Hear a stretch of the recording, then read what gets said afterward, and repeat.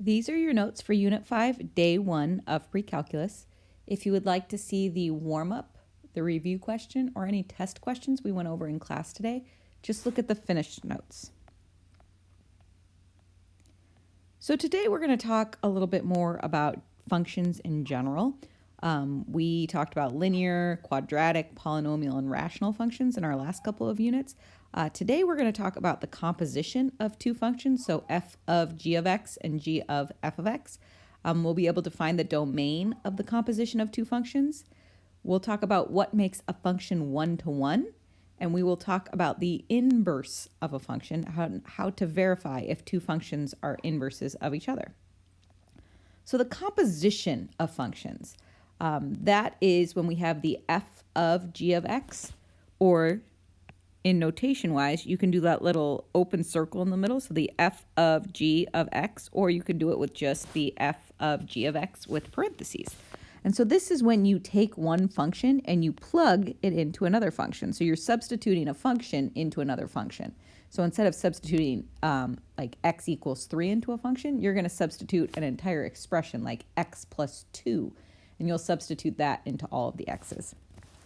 So, for instance, if we have f of g of 1, we can rewrite this as f of g of 1. And what we're going to do first is we're going to do, that says 11, we're going to do the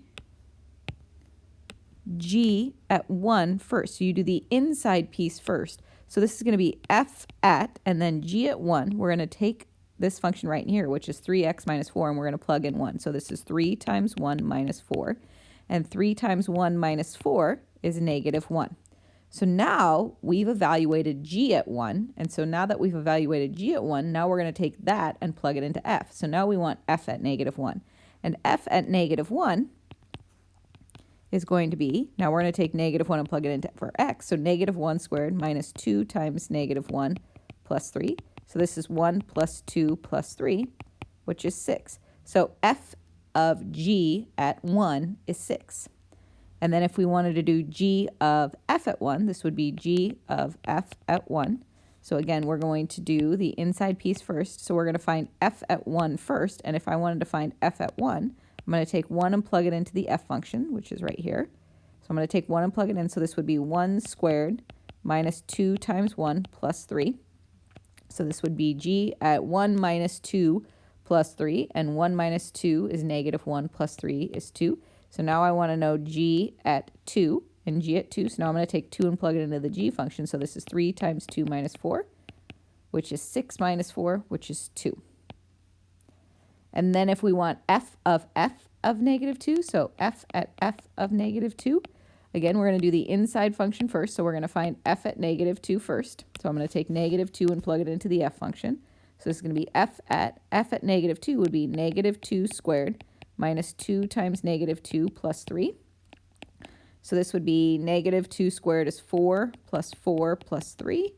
And so this would be f at 11. And f at 11, now I'm going to take 11 and plug it into that function.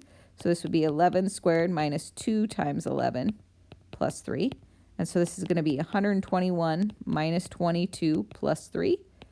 And so this would be 121 minus 22 plus 3 would be 102, I think. And then our last one, g of negative 1. So we're going to take negative 1 and plug it into g. And then whatever I get, I'm going to plug that back into g. So I'm going to find g at negative 1 first. And g at negative 1 would be 3 times negative 1 minus 4.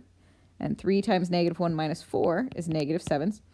So now I want g at negative 7, sorry. So take negative 7 and plug it in. And 3 times negative 7 is negative 21 minus 4 is negative 25. And so that is if we have an actual value of x to plug in, this is what we do. So you plug it into the inside function first, and then you'll get a number. And then once you have that, you plug that into the outside function. You can also do it with expressions, as I was saying before. So f of g would be f of g of x. So what this means is we're going to take the g of x function and substitute it in for the f. So my g of x function is 3x minus 4. So I'm going to take that 3x minus 4 and I'm going to substitute it into both x's in the f of x function. So this is going to be 3x minus 4 squared minus 2 times 3x minus 4 plus 3. And then we will multiply this out. So 3x minus 4 squared means 3x minus 4 times 3x minus 4. And then minus 2 times 3x minus 4 plus 3.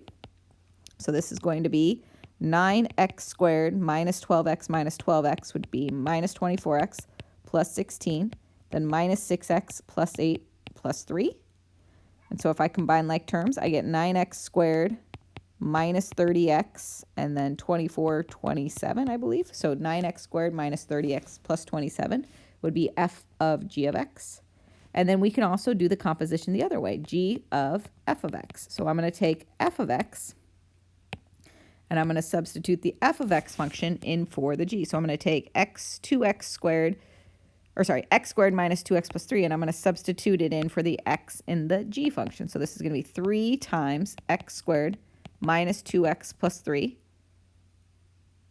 and then minus 4. So this is going to be 3x squared minus 6x plus 9 minus 4. Combine like terms, 3x squared minus 6x plus 5. And so that is another way to do compositions of functions. You can take a function and substitute it in to the outside function. So finding the domain of the composition of two functions. So it's the same idea. You're going to find the domain of the inside function first, and anything that is restricted on that domain will also be restricted on the composition of functions. So if the x value doesn't exist for the inside function, it will also not exist for the composition of the two functions. And then after you compose them, you find the composition of the outside function, and any restrictions on those obviously wouldn't be, they wouldn't work in the domain for the new function. So we find the domain of the inside function and the domain of the outside function together. So find the domain of f of g of x. So f of g of x. We know that g of x is, so find his domain first. So the domain of g of x is x cannot be 1. So I cannot use the value of 1 in my function, because if I use my value of 1, then the overall function will not work. Because if I try and substitute, if I try and find f of g at 1, notice if I took g at 1, if I substituted the 1 in, I would get 4 over 0, and that does not exist. So I can't find f of g at 1. So 1 is not in the domain of the composition of the two functions, f of g of x. And then we also find the domain of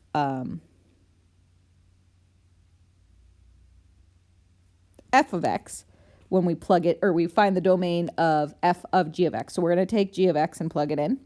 So if I took g of x and substituted in for this x, I would get, so f of g of x is going to equal 1 over 4 over x minus 1 plus 2. Now notice that's a complex fraction, so I'm going to have to make this into one fraction. So I'm going to multiply both of the denominator pieces by x minus 1. So now I have 1 over 4 plus 2 times x minus 1 over x minus 1. And remember now, this technically means that it's 1 divided by 4 plus 2x minus 2. I just distributed over x minus 1. And when you divide by a fraction, you're actually multiplying by the reciprocal. So this would be 2x plus 2. So this is going to become x minus 1 over 2x plus 2. So that would be f of g of x. So now that I've found the actual composition of the two functions, I know that its denominator also cannot be 0. So I know that 2x plus 2 can't equal 0. And so if I solve this, x cannot be negative 1. So the two domain restrictions for this are x can't be 1, and from the composition, x can't be negative 1. So x can be any value other than 1 and negative 1. So let's do a couple more examples. So if we have f of x is the square root of x minus 2 and g of x is 1 minus 2x, if we want to state the domain of each composition of functions, so your first step is you find the domain of each of the inside functions.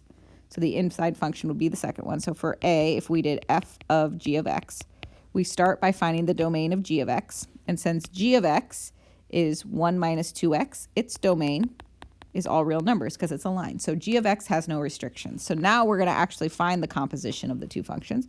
So I'm going to take g of x and plug it in. So this becomes the square root I'm going to substitute 1 minus 2 and 2x in for x, and then minus 2. So this is going to be the square root of 1 minus 2x minus 2, combining like terms, and I get negative 2x minus 1. Well, what can't happen in a square root? What's underneath the square root needs to be greater than or equal to 0. So negative 2x minus 1 needs to be greater than or equal to 0. Add the 1 over, so negative 2x needs to be greater than or equal to 1. And then divide by negative 2, which flips the sign. So x has to be less than or equal to negative 1/2. So x can go from negative infinity to negative 1/2. So again, to find the domain of a composition of two functions, find the domain of the inside function first. Anything that's restricted on that would also be restricted for the composition. And then find the composition of the two functions and find the domain of that new function. All right, so that would be A. B is g of f of x. So first we're going to find the domain for f of x. And f of x is the square root of x minus 2. Well, his domain, remember that a square root function, what's underneath needs to be greater than or equal to 0, because you can't have negatives under a square root. So that means x needs to be greater than or equal to 2. So I know that x needs to be greater than or equal to 2 for my domain. And now I'm going to find its composition. So now I'm going to take the square root of x minus 2 and plug it in to the g of x function. So this is going to be 1 minus 2 times the square root of x minus 2. Well, notice this is also a square root function, and what's underneath the square root needs to be positive, but it's the same thing. So his domain is just going to be x needs to be greater than or equal to 2, or in interval notation, it needs to go from 2 to infinity. C wants me to find f of x's domain. Well, find the inside function first. We know that the inside function is f of x. We already found the domain of f of x. We know that x needs to be greater than or equal to 2.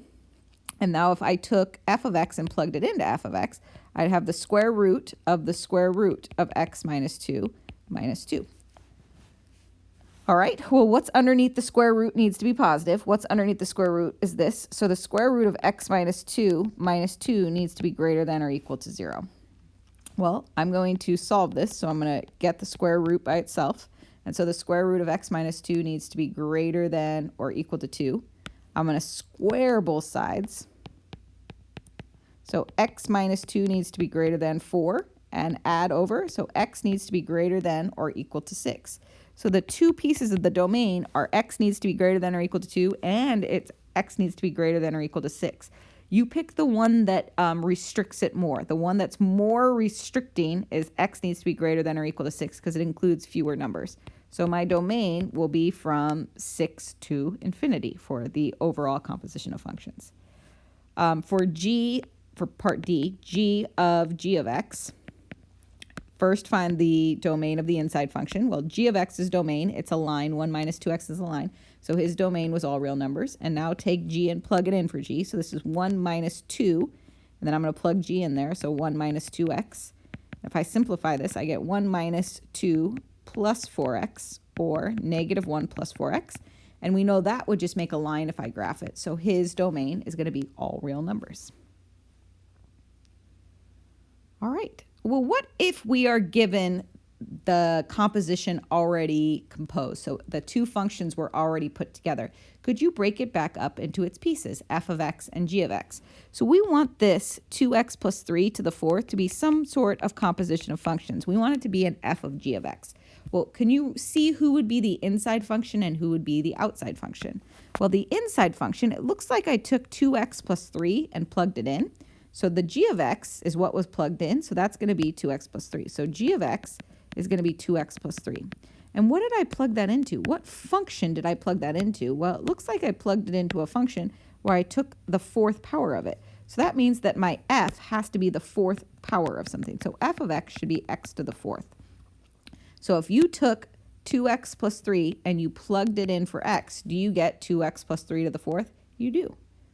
Let's look at the next one. Who would be the inside function and who would be the outside function for the next one? So who would be the f of g of x? Well, it looks like my inside function is the x squared plus 1 because that's what got plugged in. So it looks like g of x should be x squared plus 1. And what did it get plugged into? Well, it looks like it got plugged into the square root function, right? That's what's underneath the square root function. So it looks like f should be the square root function. So if you took x squared plus 1 and plugged it in for and plugged it in for the x in your f function, does it work? Yeah, you would get the square root of x squared plus 1. Why don't you guys try the last one and then check your work against the finished notes from class today? So pause the video and try that. And then check your answer against the finished notes. All right, so one-to-one functions. So a one-to-one function passes two different tests. So we talked about the vertical line test earlier this year. And remember, the vertical line test is a test that you use to tell whether something's going to be a function or not. So it's a function if it passes the vertical line test. So remember we had like an example of a parabola. Any vertical line that you draw through a parabola would only intersect the parabola once. So yes, a parabola is a function because it passes the vertical line test. But if you had something like a circle, if you drew any vertical line through a circle, there's some vertical lines that would intersect the circle twice. So circles are not functions. That's one way to think about them. Another way to think about functions is every x value only has one y value partner. So every x is only paired with one y. Well, if a function is one-to-one, it passes both the horizontal and vertical line test. The horizontal line test tells you that the inverse of the function would also be a function. So if it passes the horizontal line test, that's telling you that the function would have an inverse that's also a function. So for a function to be one-to-one, every x is paired with only one y, and every y is paired with only one x. So every x only goes to one y, and every y only goes to one x. So that means it'll pass the horizontal and vertical line test if you try it. So notice on this first example, the domain and range, notice right here, this y value has two partners. So this is not one-to-one. And then here, same thing, that y value has two partners, so that's not one-to-one. But if you notice here, each x goes to only one y, and each y is only paired with one x. So yes, that function would be what we would call one-to-one. And then out on the graphs, does it pass the horizontal and vertical line test? Yes, a line passes both the horizontal and vertical line test. Every horizontal line would only pass through once, and every vertical line would only pass through once. So A is one-to-one. B passes the vertical line test, but it doesn't pass the horizontal line test, so that function is not one-to-one.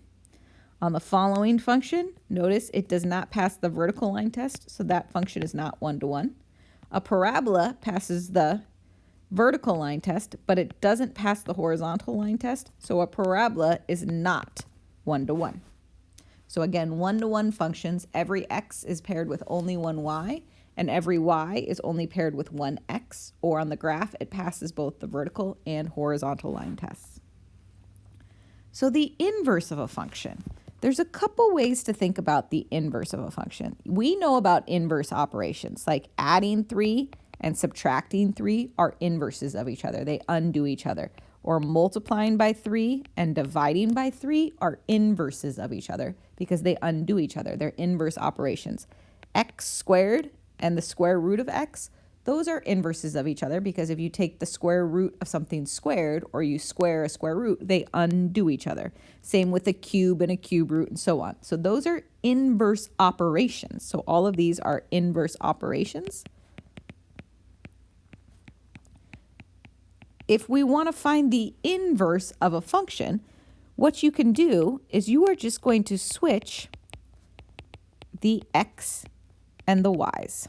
So you're going to switch the x's and the y's. So for instance, if you were in a table and your function was like 1, 2, 3, 4, the inverse would be you would just flip-flop the x's and the y's. So the x's would become 3 and 4, and the y's would become 1 and 2. Or you would have the ordered pair 1, 3, and that ordered pair would become 3, 1 for the inverse. So if you are given ordered pairs or a table, one way to find the inverse are you switch the x and the y's. If you are given an equation, then after you switch the x and the y's, then you would solve for y. You would get the y by itself. So again, if you are given points or you're given a table, you just switch the x and the y's, and that would be the inverse.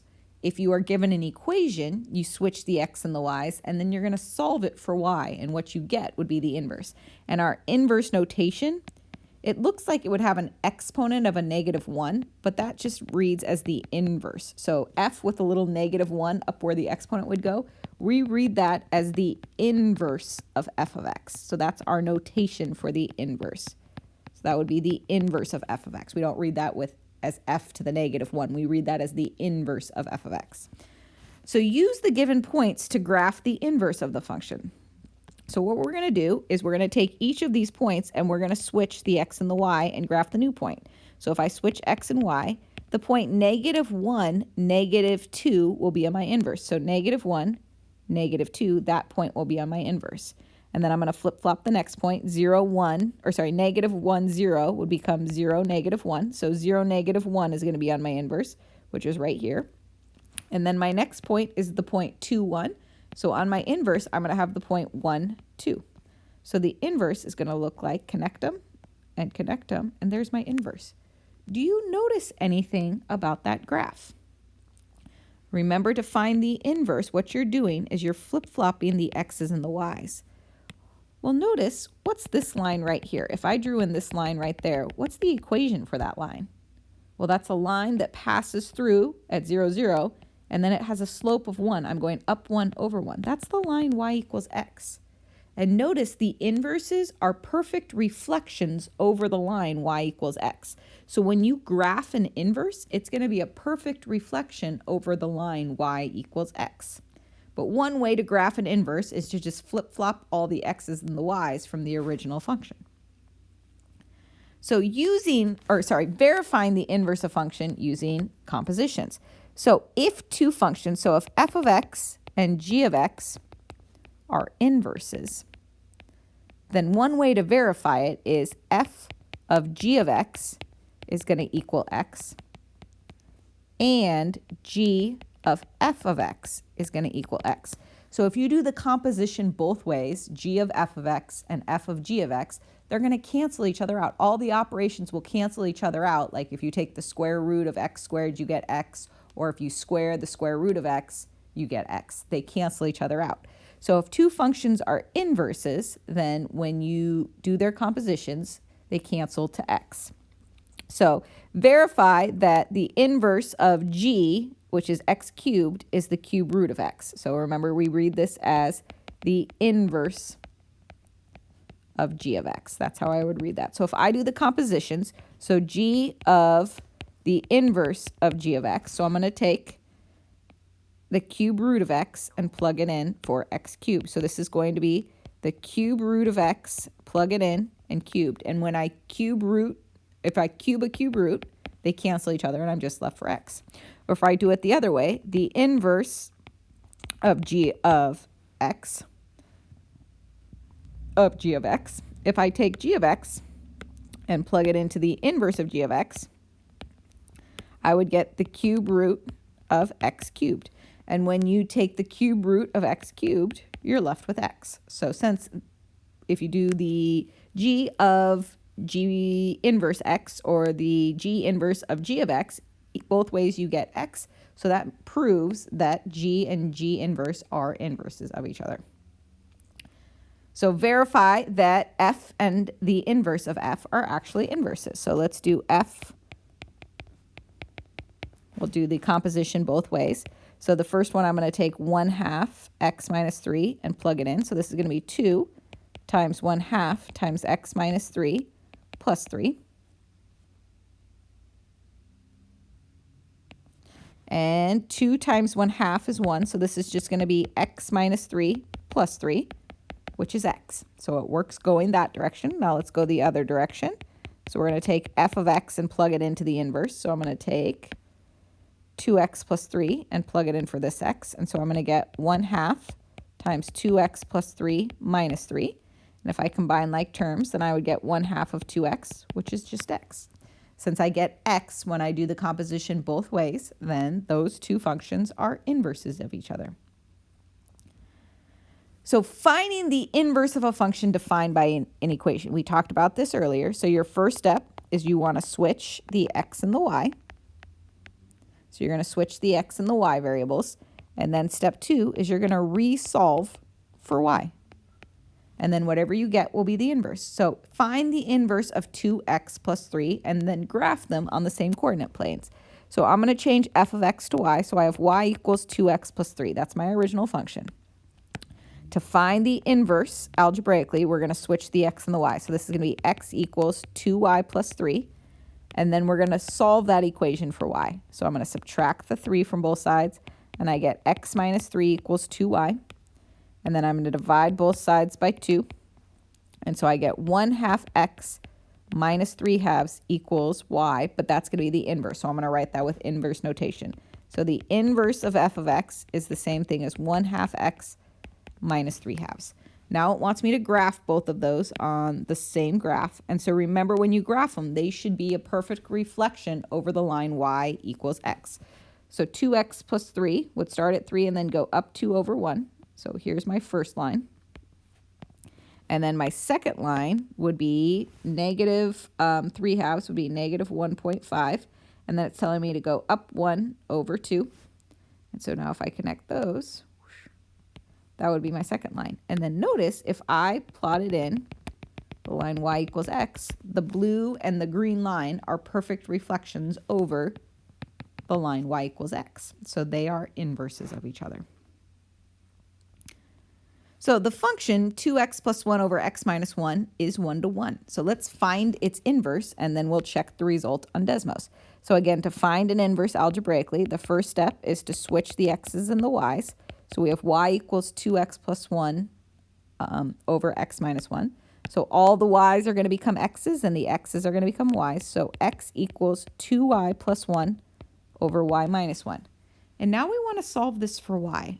But one of the y's that we want is in the denominator. To move a term out of the denominator, we can multiply both sides by the denominator. So if I multiply both sides by y minus 1, then I get rid of it in the denominator. And now I have x times y minus 1 equals 2 plus y. I need to get all of my y's on the same side. So at this point, what I'm going to have to do is distribute that in. So I'm going to get xy minus x equals 2y plus 1. I want to get all of my y's on the same side. So now I can do that. I can subtract 2y over, and then I can add the x to the other side. And now I have all of my y terms together. I have xy minus 2y equals 1 plus x. Now notice both terms on the left side have a y, so I can factor a y out of them. So now I have y times x minus 2 equals 1 plus x. And now if I divide both sides by x minus 2, I have the y by itself. So the inverse of f of x should be 1 plus x over x minus 2. Now I'm going to graph both of those on Desmos to show that they are symmetric over the line y equals x. So my first one, parentheses, because it's in fraction, so 2x plus 1 divided by x minus 1 is my first function. And then my inverse was 1 plus x, so again, the numerator needs to go in parentheses, and then divided by x minus 2. And then I'm going to graph the line y equals x.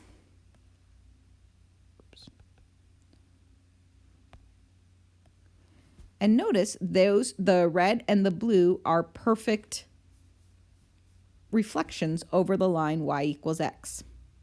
So the red and the blue pieces are reflected over the line y equals x.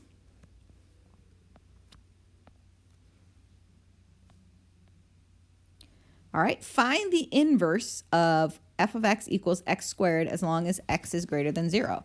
Then graph f and f prime. So again, I just want if x is greater than 0. So I have y equals x squared. So switch x and y, x equals y squared, then resolve for y. To solve for y, I'm going to square root and square root. And normally I would have plus or minus the square root of x is going to be the inverse, but I want x to be greater than 0, so I only want the positive root. And then it wants me to graph the original and the inverse. Well, if I graph x squared, if x is greater than or equal to 0, I just want the part of the parabola where x is greater than 0. So I just want this part of the parabola.